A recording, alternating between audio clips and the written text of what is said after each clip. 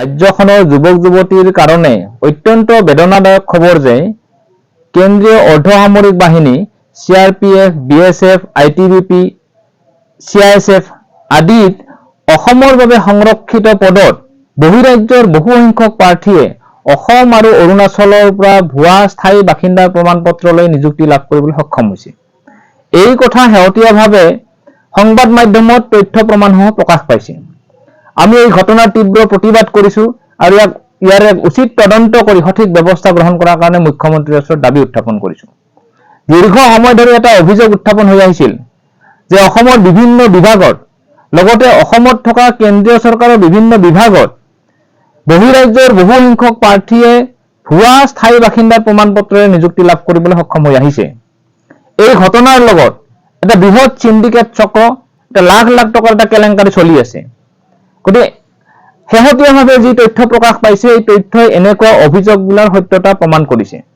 গতিকে আমি মুখ্যমন্ত্ৰীৰ ওচৰত দাবী উত্থাপন কৰিছো এই বিষয়টোৰ গভীৰতা বুজি এটা সঠিক তদন্ত কৰক আৰু অসমৰ যুৱক যুৱতীৰ ভৱিষ্যত সুৰক্ষাৰ ব্যৱস্থাটো কৰক।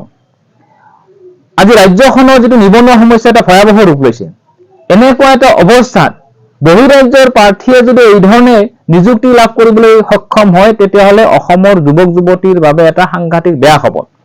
গতিকে মুখ্যমন্ত্ৰীৰ ওচৰত দাবী উত্থাপন কৰিছো, কাৰণ মুখ্যমন্ত্ৰীয়ে সততে কৈ থাকে যাতে অসমৰ বাবে উত্তৰ পূৰ্বাঞ্চলৰ যুৱক যুৱতীৰ বাবে চিন্তা কৰে। উত্তৰ পূৰ্বাঞ্চলৰ যুৱক যুৱতীৰ যদি ভৱিষ্যত চিন্তা কৰে তেতিয়াহ'লে এই ধৰণে বহিৰাজ্যৰ প্ৰাৰ্থীয়ে নিযুক্তি লাভ কৰা যিটো প্ৰক্ৰিয়া চলিছে এই প্ৰক্ৰিয়াটো বন্ধ কৰাৰ ব্যৱস্থাটো কৰক।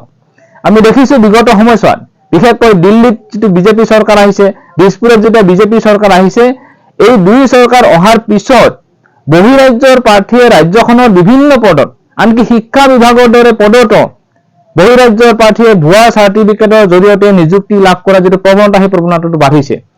গতিকে এনেকুৱা এটা অৱস্থাত মুখ্যমন্ত্ৰীৰ ওচৰত দাবী উত্থাপন কৰিছো, সঁচাসঁচি যদি অসমৰ যুৱকৰ চিন্তা কৰে, সঁচাসঁচি যদি উত্তৰ পূৰ্বাঞ্চলৰ কথা চিন্তা কৰে তেতিয়াহ'লে এই ধৰণৰ অবৈধ নিযুক্তি, ভুৱা চাৰ্টিফিকেটেৰে নিযুক্তি প্ৰক্ৰিয়া চলি থকা যিটো সিন্ডিকেট যিটো প্ৰক্ৰিয়া এই প্ৰক্ৰিয়াটো বন্ধ কৰাৰ বাবে ব্যৱস্থা গ্ৰহণ কৰক।